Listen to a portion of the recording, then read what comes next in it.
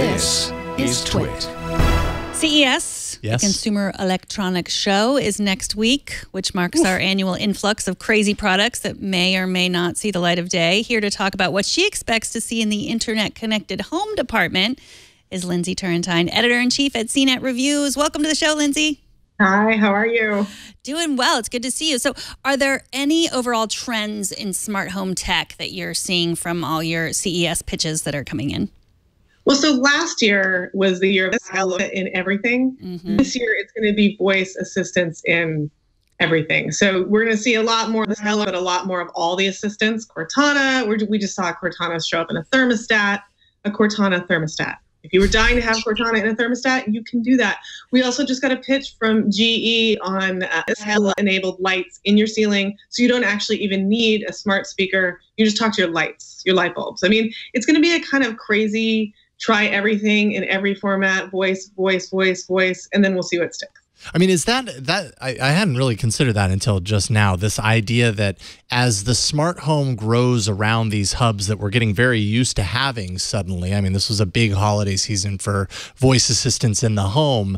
Do we get to a point where it's not just smart home devices that connect to the hub, but rather they're all kind of part of the hub? They all have Amazon's voice assistant and Google's voice assistant built in, just in themselves and not just connecting to a single place?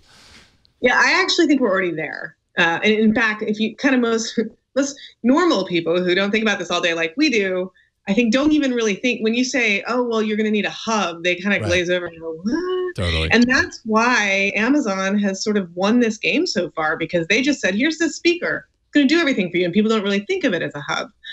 Now everybody's entering that game, and you will get rid of this idea that you have to buy a specific product in order to participate in smart home. And instead you just buy a product with voice, and who knows, maybe it will even be your toilet. I don't know. There's crazy stuff coming. So I feel like this is such a case of just because you can doesn't mean you should. My parents have the Ecobee 3 smart thermostat in their house that you can control with the Amazon Echo voice services, but it also has that in there, which like you're talking about, which is just ridiculous because, well, first of all, they already have a Google Home and an Amazon Echo, but who needs to ask their thermostat to play music? It sounds horrible. There are terrible speakers in there. And it just doesn't make any sense. Well, I know the exception I think might be is that if you haven't already bought an Echo and you're not as sort of interested in the idea of the assistant, it's kind of a way for Amazon to show you what it can do, make it into your home. So if you were like, I'm not interested in the smart home thing, I don't want a smart speaker, it freaks me out. But then, oh, hey, I could tell my thermostat to tell something else in my house to do something. Right? Like actually just use that functionality to tell your Philips light bulbs to turn on upstairs. Then you start to understand this concept of the connected home.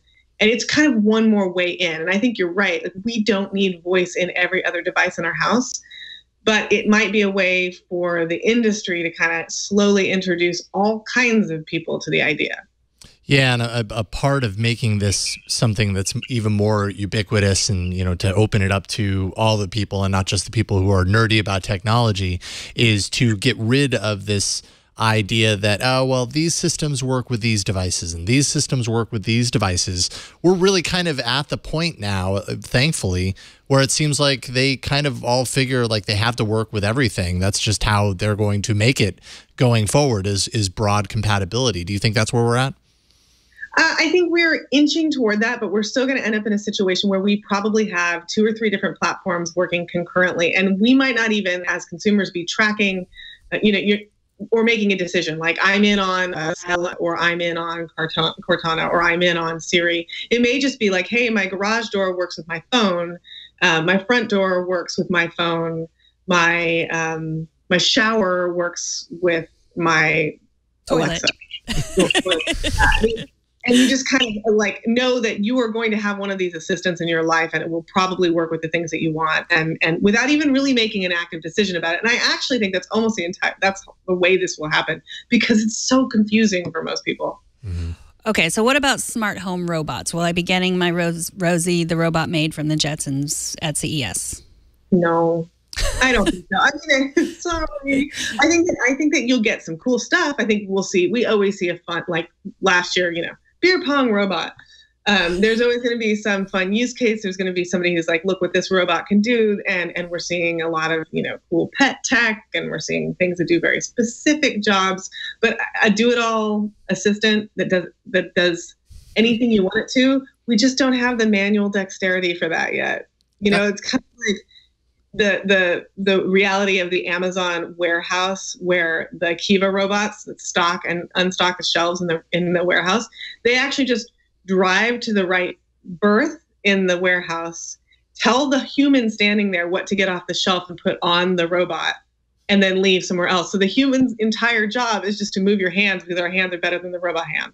Yeah, John Markoff's book about robots was so interesting about that. When you really think about it, like there's so many things that robots can do 1,000 times better than we can, but like a 2-year-old can reach in their pocket and take out a penny and then, maybe put that penny in their mouth. But like robots can't do that, and it's really very difficult to do something very simple like that.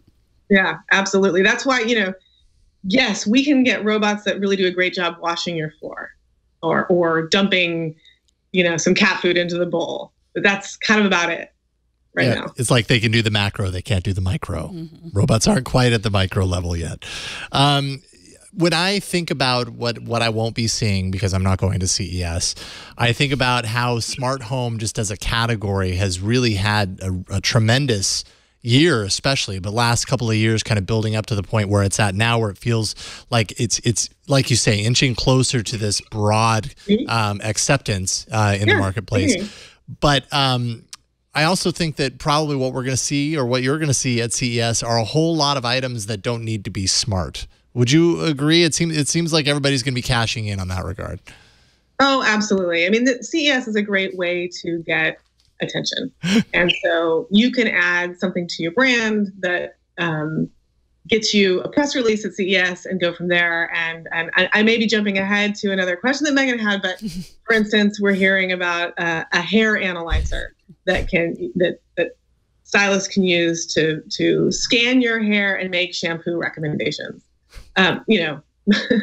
Most stylists probably don't need a machine to tell them what you need for your hair, but it's a great way for this set of salons to get some attention and say, hey, we're part of the Internet of Things revolution. We have an Internet of Things hair analyzer.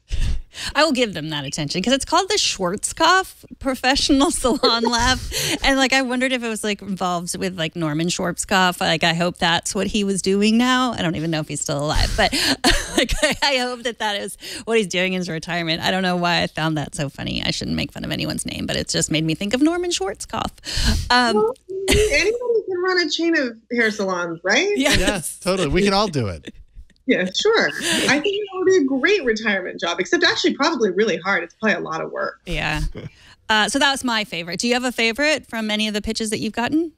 I'm still kind of actually cracking up about the GE light bulbs that you can talk to, that replace your home speaker set. Like the idea of kind of speaking to the ceiling when you want something. It's like asking God yes, to turn on your lights. This just sort of cracks me up. I think that we're going to see some, maybe not some sort of huge changes, but some incremental stuff that's pretty cool. And this is not exactly smart home, but I am weirdly excited about, there was an announcement of, I believe it was a Belkin brick, a power brick that has AC out. So these things that finally, I'll be able to plug my laptop into my power brick. Some really small quality of life changes that I'm excited about right now.